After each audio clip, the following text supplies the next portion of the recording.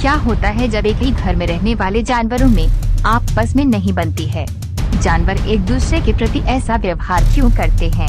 जानवर विभिन्न कारणों से एक दूसरे के साथ झगड़ते हैं।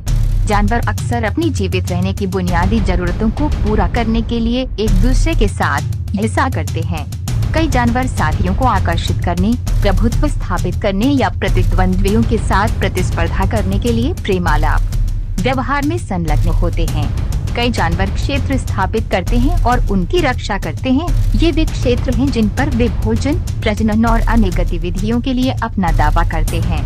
आज के इस वीडियो में मगरमच्छ, हाथी, ज़ेब्रा, जिराफ, कंगारू, तेंदुआ, बफेलो और बाइसन जैसे जानवर कैसे एक दूसरे से लड़ते झगड़ते रहता है, उसके बारे में दिखाने वाला हो तो कहीं न जाए।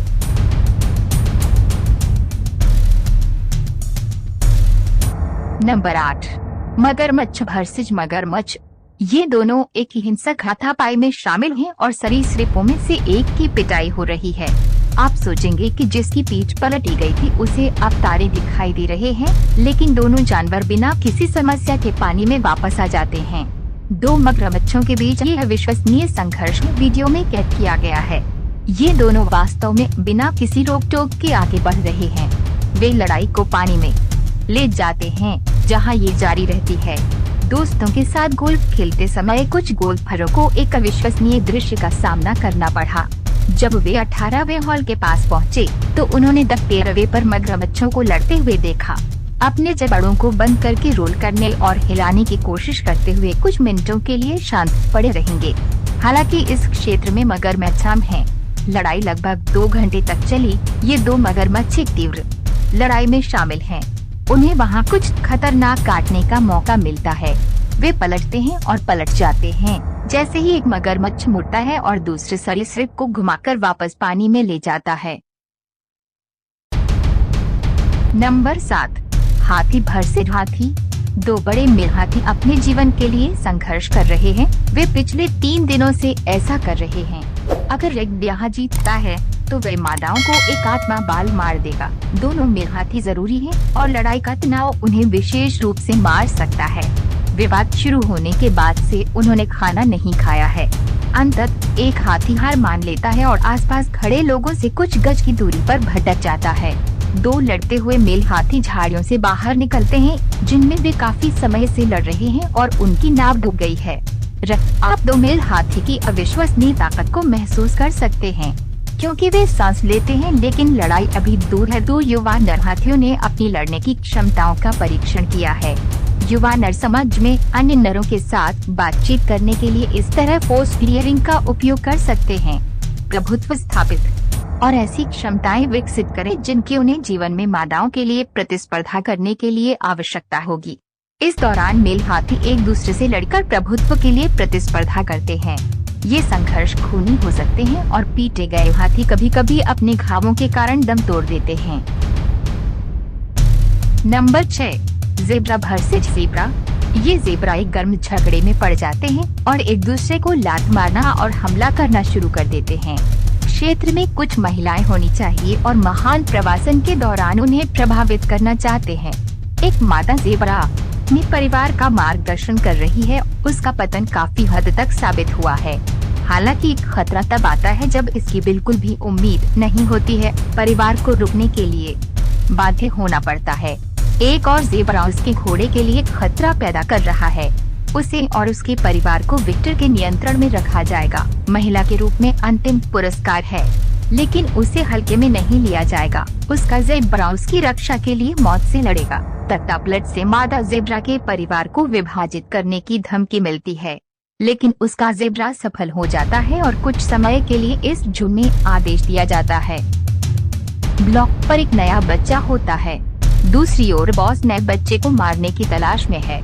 युवा स्टैलियन कभी कभी उन संतानों को मार देते हैं जो अपनी विरासत को साझा नहीं करते हैं।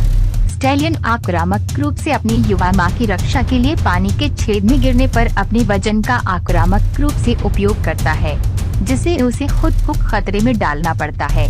ज़ेब्रा को ज़ेब्रा के बच्चे से अलग करने में कैंची मुख्य रूप से घास काटती है, लेकिन वे मांस को भी छेद सकते हैं। लड़खड़ाता है और मां बचाव के लिए दौड़ती है।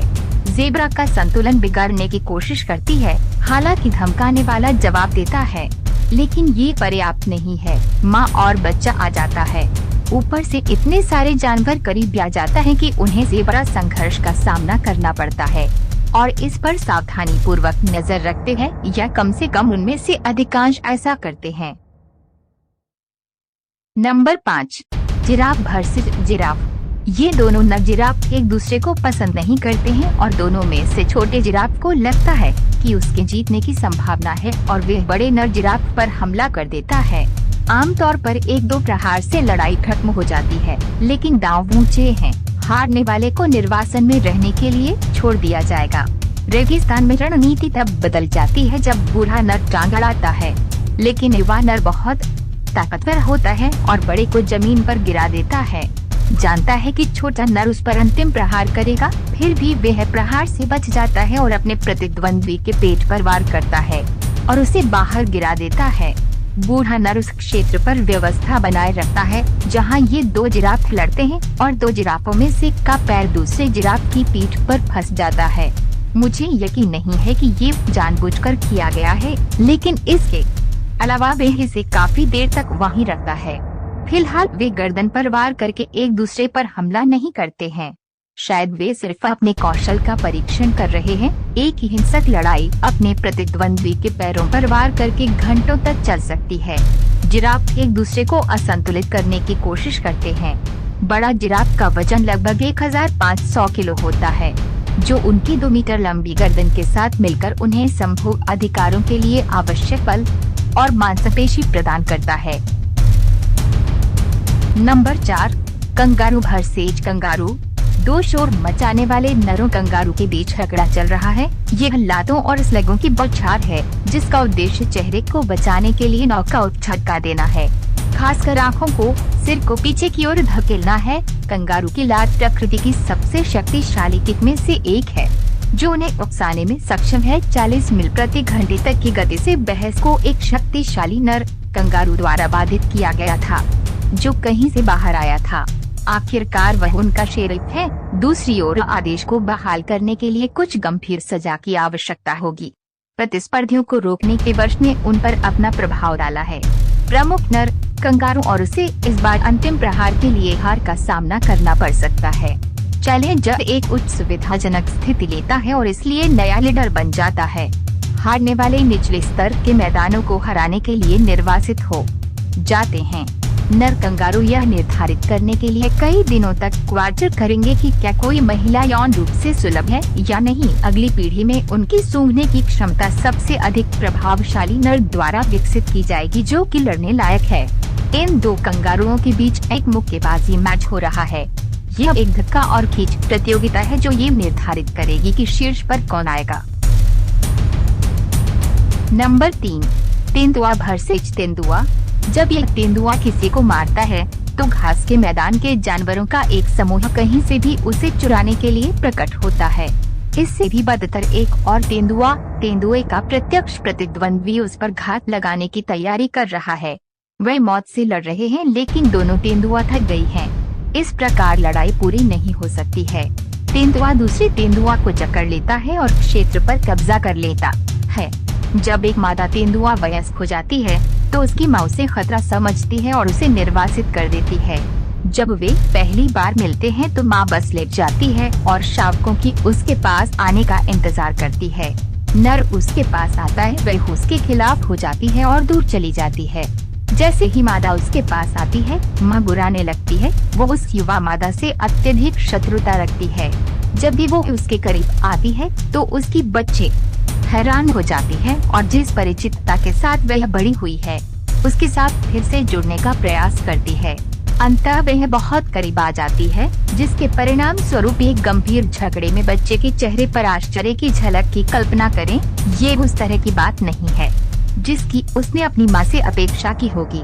जब एक मादा किसी क्षेत्र में प्रवेश करती है तो नर आक्रामक प्रतिक्रिया करते हैं, जैसा कि वे अधिकांश अन्य प्रजातियों में करते हैं।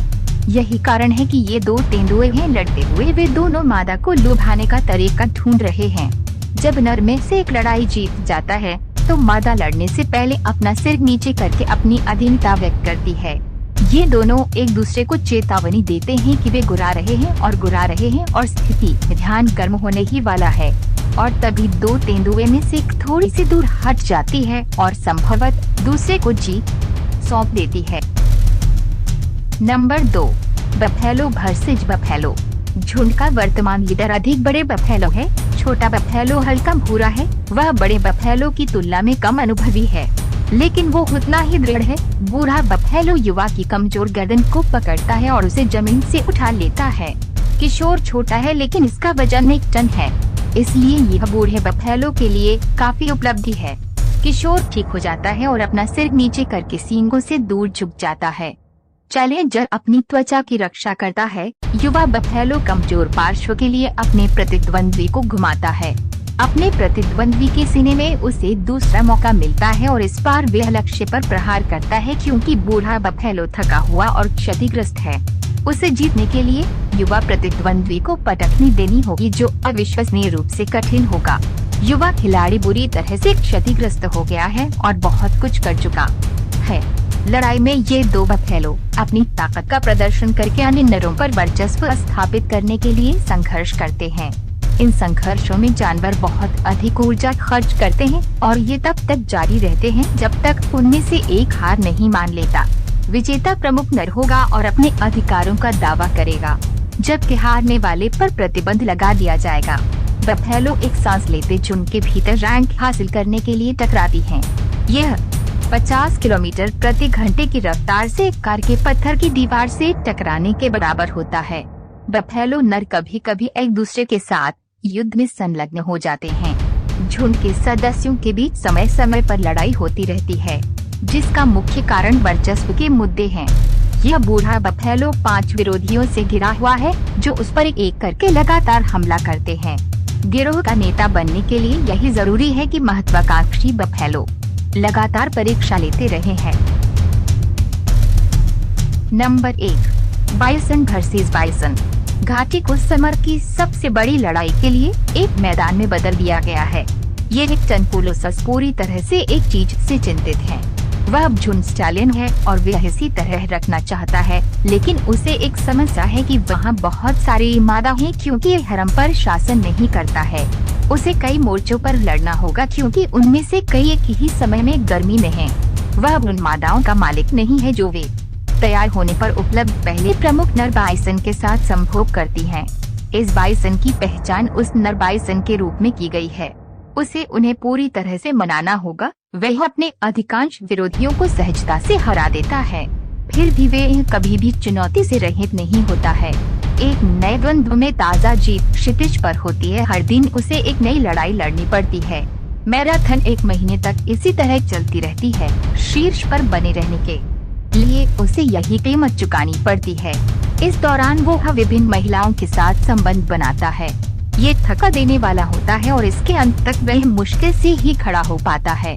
पिछले कुछ हफ्तों से उसने बहुत कुछ नहीं खाया है और अपना वजन 90 किलो कम कर लिया है। आखिरकार उसका दिल धड़कना बंद कर देता है, लेकिन उसने अपने लक्ष्य हासिल किए और सुनिश्चित किया कि उसकी संतानों के पास वास्तविक जीवन की तरह ही हरम हो।